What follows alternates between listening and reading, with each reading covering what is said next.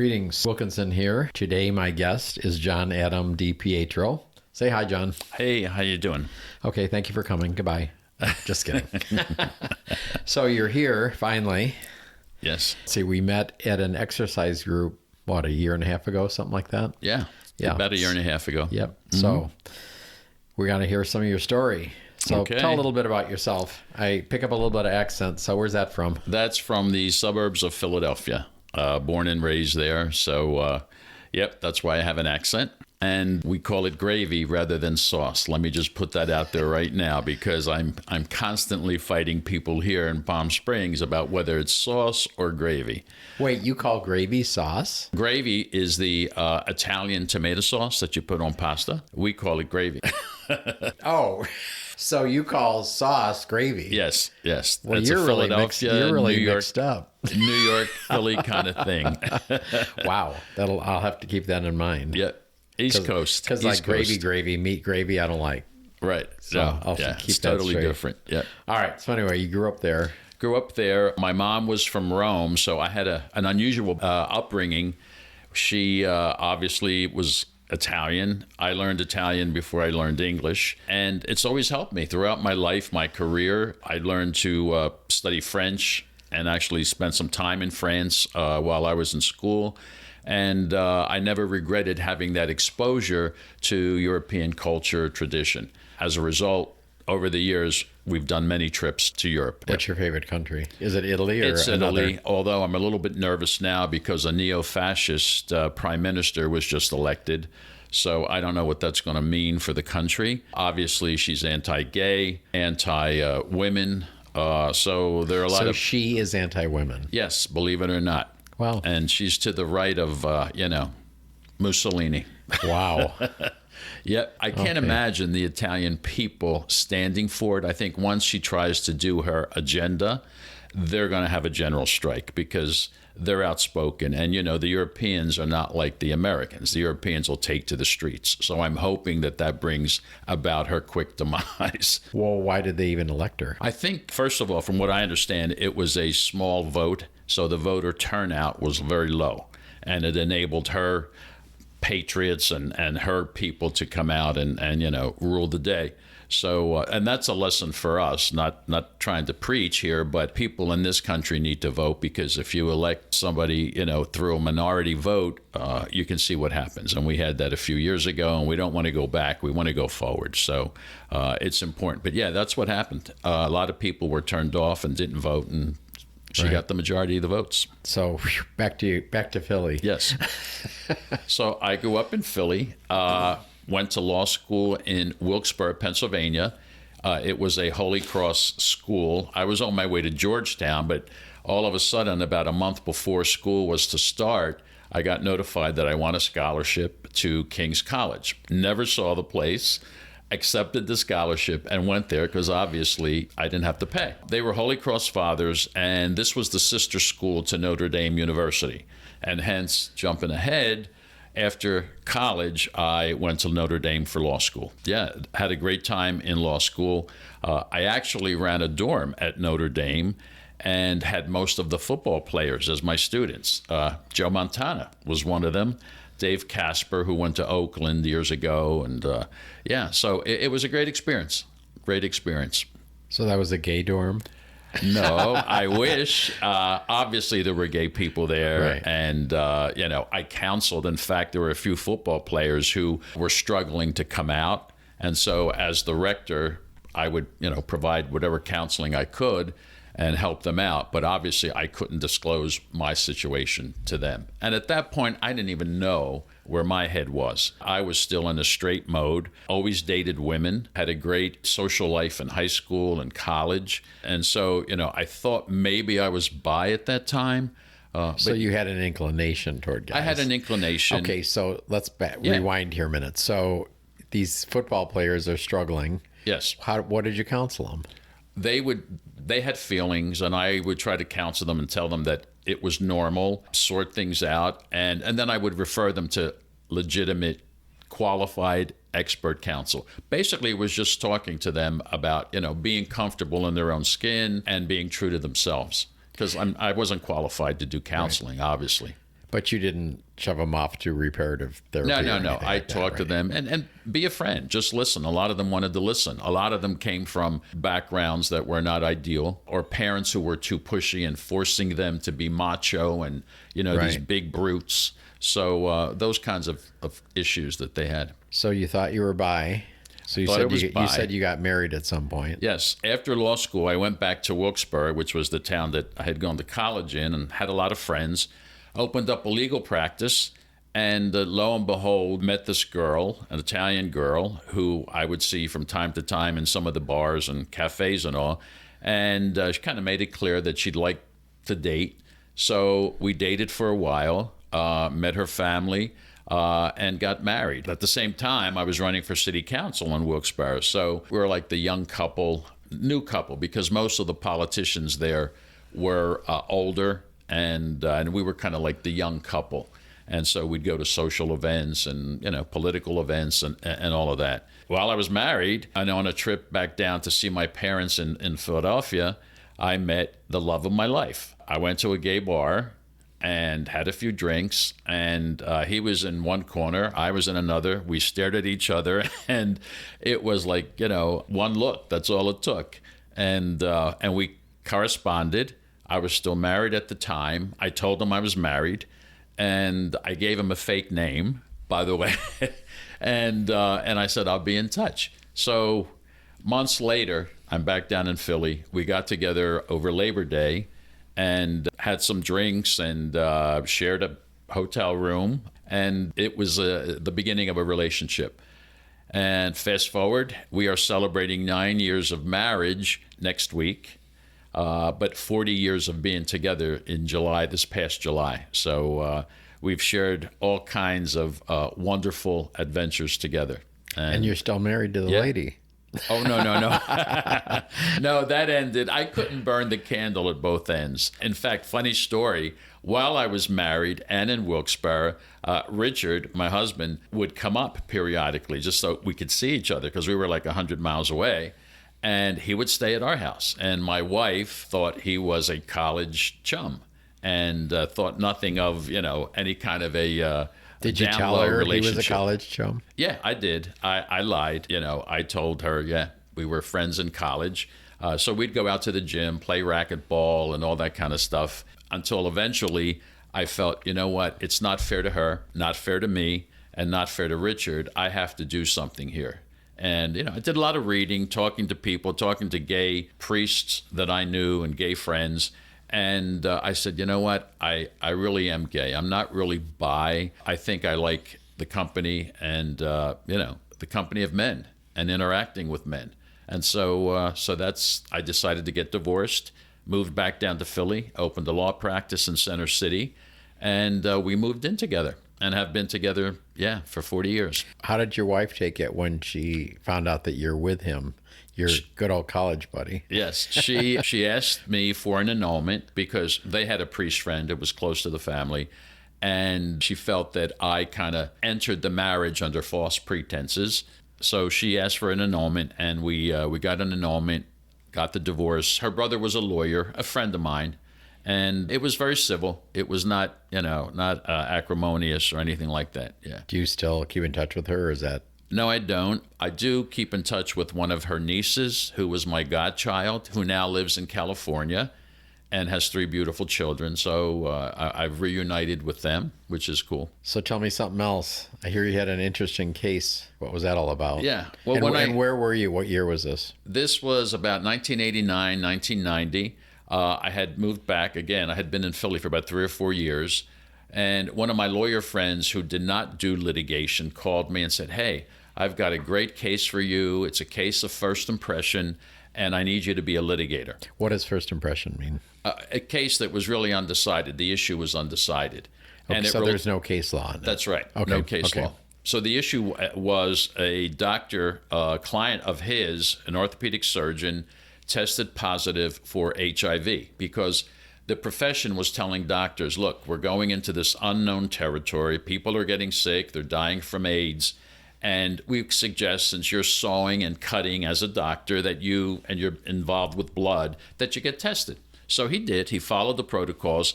Within 3 hours, he lost his privileges at 2 Catholic hospitals. And so I was going to handle this litigation and sue for a violation of civil rights and discrimination against gay men and gay people and all that kind of stuff. So we were in uncharted territory. I was a sole practitioner, and I was able to amass a crew of people from ACLU, from SCAD and ARPS doing research for me, ACT UP, and we had a nice team that worked on the case. Unfortunately, the timing of the country and the mood of the country in 1990, they thought AIDS was a death sentence. And in fact, the insurance company who covered this doctor for disability was stalling, wouldn't even give him his benefits that he had paid for. So there were a lot of tangential issues. But to make a long story short, we filed a federal court action, took the hospitals to federal court, and we got press. We were on Diane Sawyer, who interviewed him, and actually, I believe the movie The Philadelphia Story, which post-dated our involvement, was really based on his experiences, because it was Philadelphia, front page of the newspaper for weeks, magazines, and it was, I think that kind of like catapulted that whole issue. So we went to court. We were in pretrial discovery mode, and to make a long story short, I had threatened to subpoena Cardinal Kroll, who was the Archbishop of Philadelphia at the time, because the 2 institutions said they were nonprofit, and anything they made in terms of money was sent to the Archdiocese. I said, fine, I need to know, because I want punitive damages for your actions. I need to know how much was made and what the Archdiocese has. Well, a few days after that, a few weeks after that, to make a long story short, we settled the matter. My client is alive and well, never got sick. He's teaching in Portugal. And it was one of the landmark cases, and things became easier from that point on.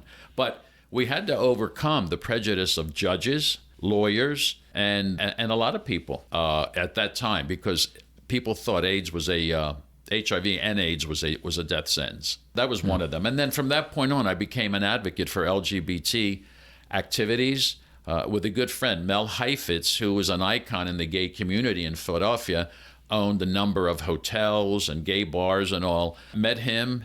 He said, oh, I've seen what you've done for the Dr. Doe case. They called him Dr. Doe. So his name was never revealed? It was subsequently. Okay. After we settled the case, we had a press conference, came out, and and people knew. So going back for a minute, so they settled because they didn't want you, or they didn't want the public information on how much money they had. Is that correct? Correct. Okay. All right. And even though they were nonprofit, they had many profit-making ventures in real estate, which I had discovered and which would have come out at trial. So we avoided a trial, and I don't know how it would. I'd like to think we would have been successful, but the mood of the country, right, in that climate, you'd never know. That climate, yeah, we're talking 1980s. So you continued. Yeah, so I continued our activities. One of the things that comes to mind was a Jamaican singer who had music and songs indicating that gay people should be killed. I can't think of his name right now, but his music was, kill the gays, kill the fags, that kind of stuff,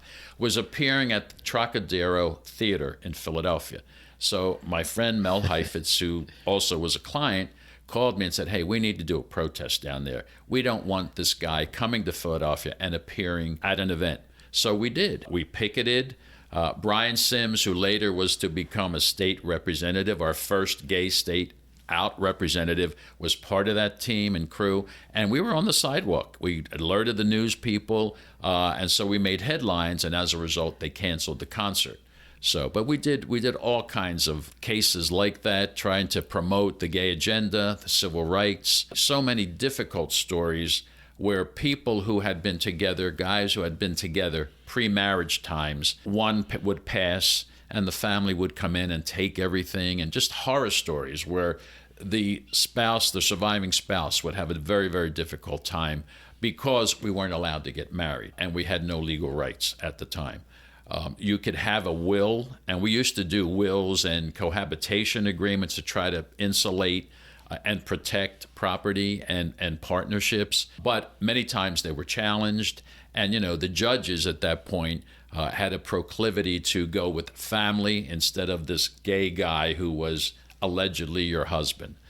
Yeah, there were tough times. So even though there was a will, they just tossed it? They would come up with excuses. The other side, the family would say, well, this was under duress. He was on medication. He didn't know what he was signing. The usual try to negate the will and the intentions. So we used to we would educate people to doing all kinds of proactive preparation in terms of, if one or the other would die. But yeah, there were horror stories, people being thrown out of their own apartments by family that were very anti-gay. So thank God the Supreme Court, did the right thing a few years ago. So far. Yeah. And we hope. We're keeping our fingers crossed. Well, what do you think of all that? I mean, you're a lawyer. Yeah, you're retired now, right? I am I'm retired. I'm very afraid of what's to come. I think it's a real threat. We said this 4 years ago when Trump was running. We said, please get yourselves registered, vote, because not only are we voting for president, we're voting for judges. I mean, Trump appointed hundreds of federal judges who are there for life. And these guys, are very anti-gay or very conservative in many ways. So, but I think looking at Roe versus Wade and what they did there, I think the court could enact a scenario where they say, you know what, we were wrong years ago.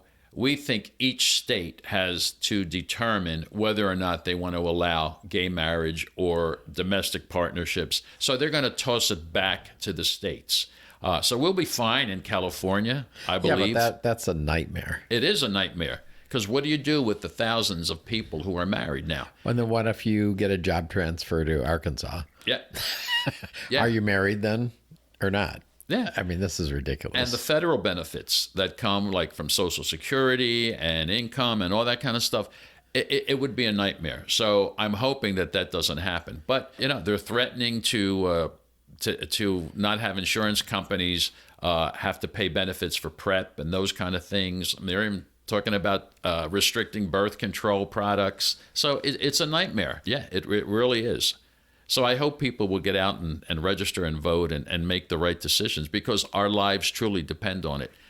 Some of these young kids that we come into contact with at Street Bar or, Hunters or wherever we go have no clue of how difficult it was for the early pioneers. In fact, it was funny. We were talking, I mentioned Harvey Milk, and this young kid, about 26, gay boy, in a relationship with an older fella here in Palm Springs, says, oh, is that like almond milk or oat milk? I said, dude, Harvey Milk, do you know? I don't never heard of it. I said, he's a person, he's a man, he was a martyr for the cause, So we have to remember, we have to remind people, we have to educate, and then we still have to, move forward. We have to push because we're fighting for our lives in many ways. Yeah, that's my analysis. I hope it doesn't come to that. I think there'll be a hell of a mess if they try to back out of the marriage. What are your thoughts on expanding the Supreme Court? I'm all for it.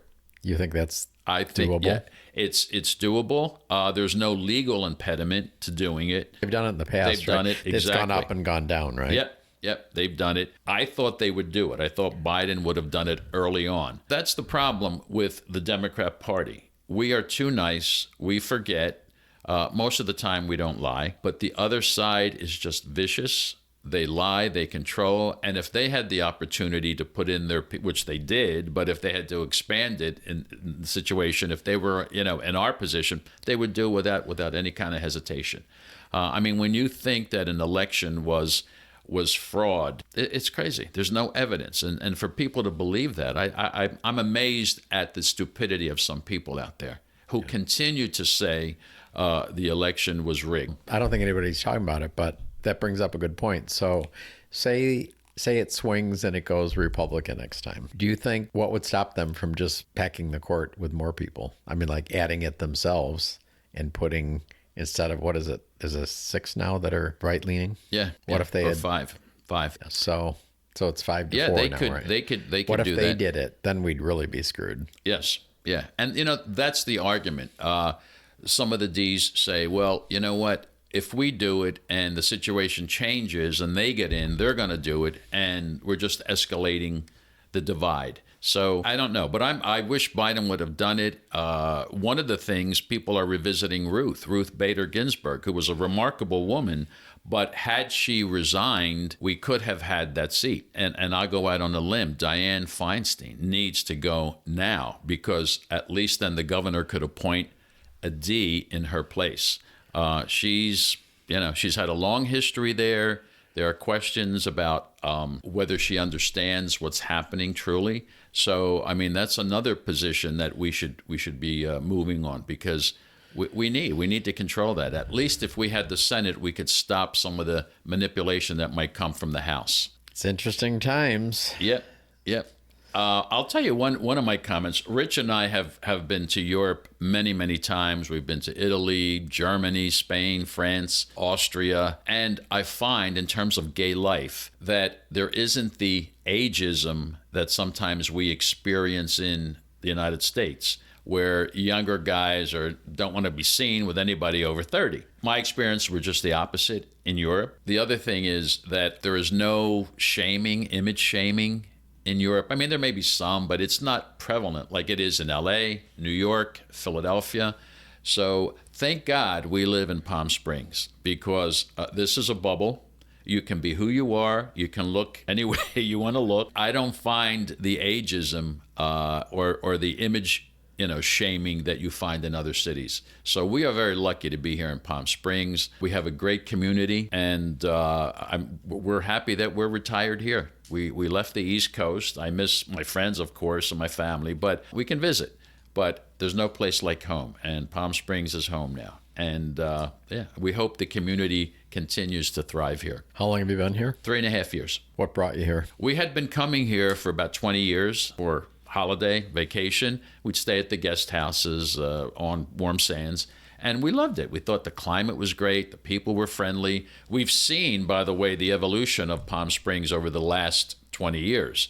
And while we were thinking about retiring and retiring early, we thought about Florida, because we would go to Fort Lauderdale during the holidays at Christmas time. And the more we looked at real estate, the more we looked at the community there, the people, the traffic, the environment, it wasn't happening. And we said, of all things, we're not going to Florida. So we said, hey, we love Palm Springs. What's keeping us from not going there? So we started to look, found a place. Our street is about 80% gay and lesbian, and we love it. It's an extended family. We do things together. We have parties. We watch each other's back, and all the gay flags go up when somebody has a property for sale, and the straight couples come in. I don't want to give away my secrets, but we are proud to be gay. We want more gay people in our development, and there's a good chunk. So they literally put flags out? Yes, we do. Wow. What part of town do you live in?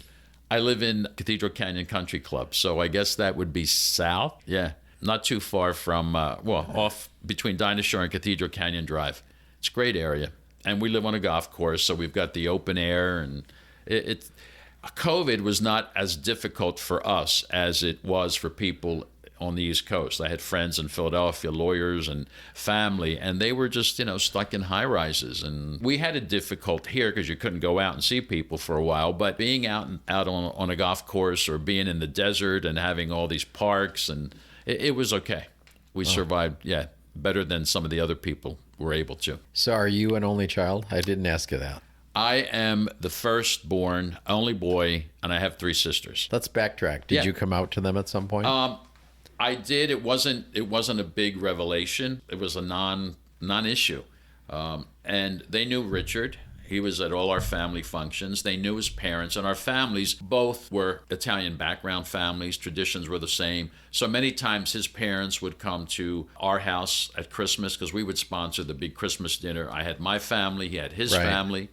And it was a very easy thing for us, because we were the same culture and the same tradition. And we're different personalities, so that's also helped the relationship. But I have to tell you, somebody asked me, what's the secret? 40 years, wow, what's the secret?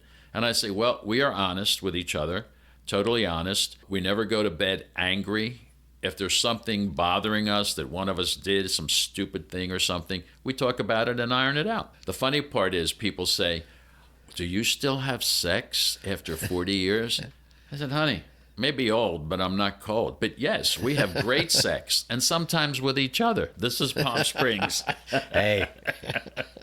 So, yeah, you have to keep a relationship alive. And being honest and talking about things is, I think, the secret. Do you miss not being a lawyer actively? No, I've worked with the Spectrum Institute. I'm on their board. And Tom Coleman is a local lawyer, very, very much involved in gay activities, in conservatorships, that whole issue, the Britney Spears thing. And he was instrumental as a law student in getting organizations going, pro-LGBT organizations going on campuses. And this year marks the 50th anniversary of the law school student organizing. And Tom's put together, with the help of a number of people and pioneers telling their stories, a 300-page booklet, memory book about those years, the 70s and 80s, and how difficult it was to organize. Even having a chapter on campus, a law student gay chapter, was difficult in some schools. So Tom's kind of written the history, gathered all of the information from current judges who were students back then, different lawyers who came out, who helped out, and he's put that together. And the purpose is people should know where we came from. Right. But it's also a plea to keep moving and be active and do what you need to do to make sure that our rights are not taken away and expanded, actually. Does he live here? Yes. Yep. Sounds like another podcast guest to me. He is You need fantastic. to hook me up with him. I will. He is great. He is a workaholic. I get emails from him at 3 o'clock in the morning. Brother. Just a fantastic, fantastic guy and a great history. In fact, I will email you the link to the memory book because it's fantastic, and people all over the country. So, all right. So, what are 3 things you've learned in your life you can share with my peeps? Put you on the spot here. No, I know. Honesty is important. Putting yourself first is important. And by that, I mean loving yourself, being who you are. I often tell people we can't live for our families and we can't live for our parents or our siblings. We can do what we can, So I think putting yourself first and saying, hey, I'm important. I need to take care of me. Even though my parents maybe threw me out of the house or my sisters don't talk to me or whatever, we come first and we have value. And I think the final thing is to speak out. When you see something wrong or if you have an opinion on something, as long as it's based on information and accuracy, speak out. Be independent, Seize the opportunity. Because life is too short and we really need to live each day to the fullest. On that note, I'll tell you, my husband loves to be out every night.